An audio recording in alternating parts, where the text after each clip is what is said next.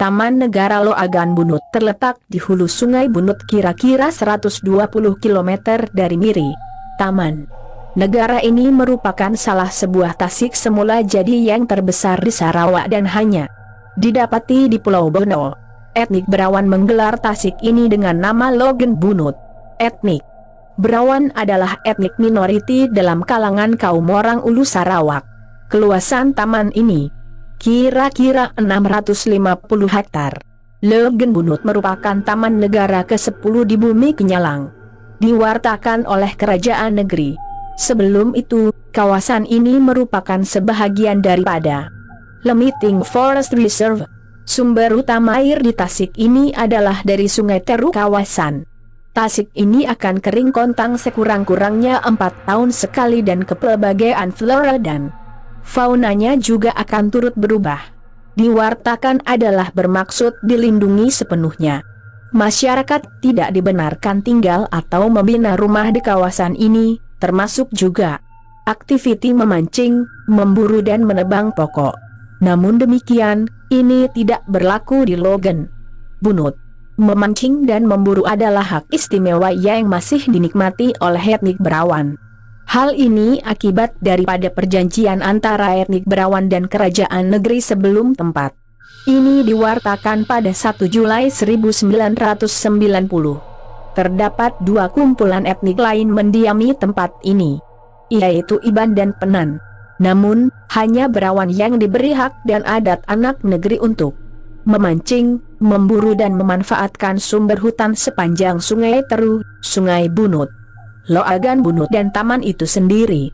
Dikatakan bahwa Berawan dari Loagan Bunut menetap di Sungai Tinjar tetapi bergerak ke Tasik karena terdapat ikan yang banyak di situ suatu ketika dahulu. Dikatakan juga bahwa kegiatan memancing dan memburu yang dilakukan etnik Berawan telah mengakibatkan terbentuknya tasik yang disebut Logan. Legenda itu mengisahkan tentang seorang lelaki yang pergi berburu di hutan tetapi tidak pernah kembali. Penghulu menghantar seorang lelaki untuk mencarinya tetapi dia juga tidak kembali. Keesokan harinya, orang lain dihantar untuk mencari lelaki yang hilang dan perkara yang sama berlaku. Dengan rasa ingin tahu, penghulu pergi sendiri mencari beberapa orang yang hilang. Setelah beberapa ketika, dia keletihan dan duduk untuk berehat di bawah pokok tapang yang tinggi. Tiba-tiba, dia terdengar bunyi pelik. Ketika dia melihat sekeliling, dia melihat seekor naga besar berdekatan dengan pokok kepalanya di tanah dan ekornya mengeluarkan bunyi bergegar. Dia juga melihat naga itu menelan 3 sahabatnya yang hilang. Penghulu berasa sedih, dia tenang pulang ke rumah untuk memberitahu penduduk kampungnya. Mereka pun segera menyiapkan anak panah racun dan kembali ke hutan untuk membalas dendam. Dengan menggunakan sumpit, mereka menembak naga itu dan membunuhnya. Binatang yang mati itu dibawa pulang ke kampung untuk dimasak dan dimakan. Selain itu, terdapat juga cerita dari satu generasi ke satu generasi, semasa Baram masih dalam taklukan Kesultanan Brunei, orang Berawan sangat setia dengan Sultan.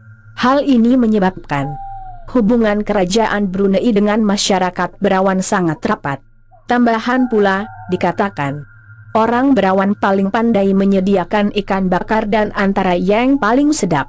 Sultan sangat menggemari resepi ini dan sering meminta mereka mengirim ke istana. Dikatakan pada suatu hari, orang Berawan bosan melakukan hantaran ini ke istana karena sering diminta berbuat demikian.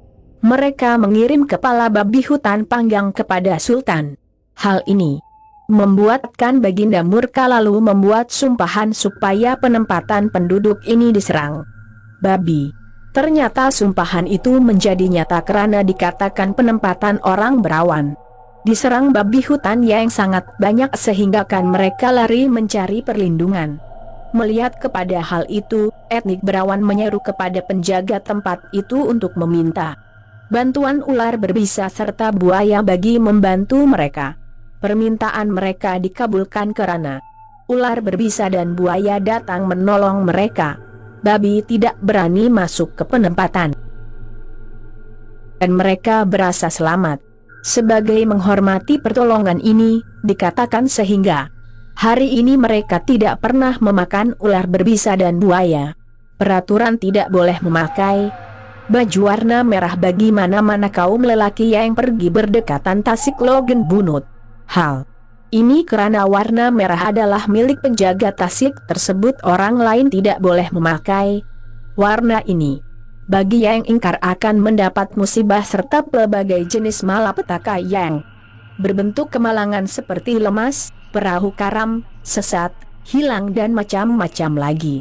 Ramai juga yang sakit dan akhirnya mati karena melanggar pantang larang ini.